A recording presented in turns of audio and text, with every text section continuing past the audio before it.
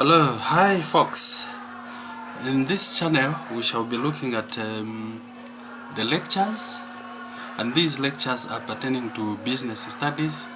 We shall be looking at even the strategies that companies and other organizations would be using in order to boost their businesses so that they are able to promote the business growth and expansion.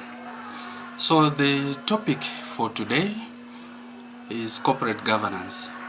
We want to understand what corporate governance is and how it helps various companies and organizations to boost their business. Okay, so let us start. What is corporate governance?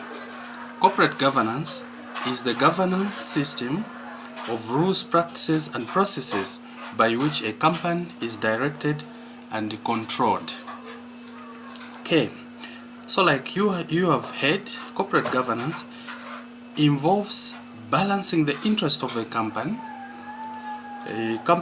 many stakeholders like shareholders, management, customers, suppliers, financials, government, and the community. Okay, so we have seen that corporate governance involves everyone. In the community where your company is operating from, your customers are also involved in corporate governance. Your employees are part of corporate governance. The shareholders and other people that might have interest in your company.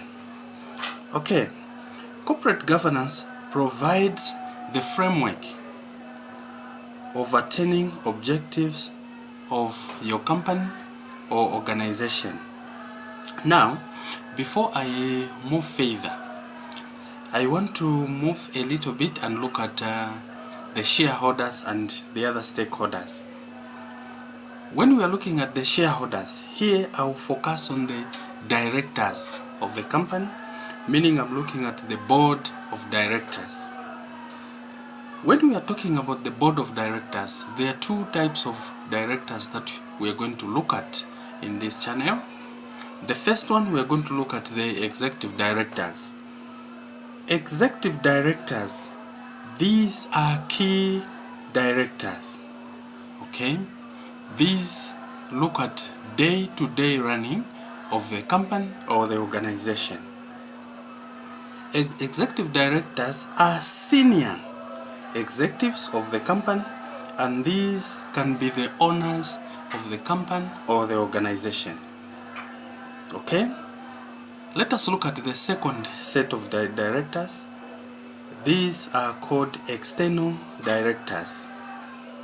Under external directors, we are looking at directors of the organization that only comes to the business of the company at intervals.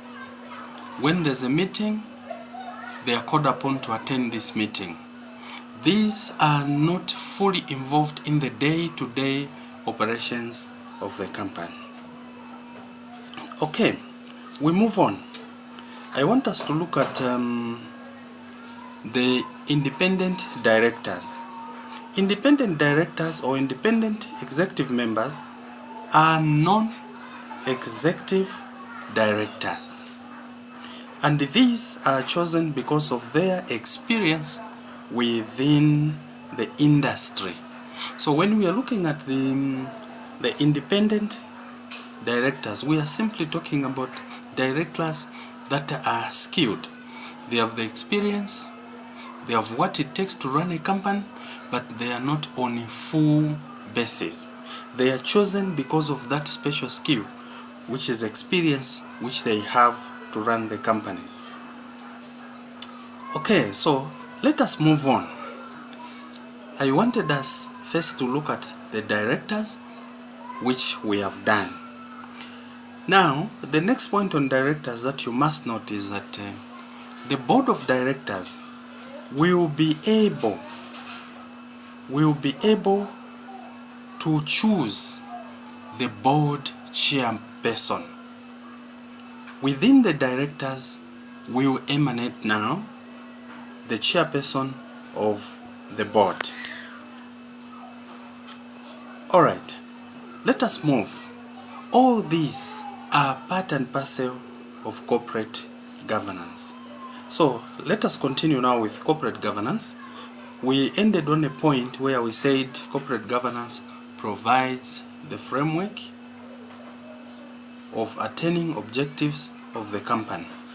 The other point that we must know, or what we must take care of, is that legal form of the organization will determine the amount of corporate governance. So here what we are talking about, is the issue of identification of law. Whatever the company is doing must be seen in the face of law. There is nothing that should be hidden. Okay, the next point is that good corporate governance creates a range of rules and controls in which shareholders, directors, officers have aligned incentives.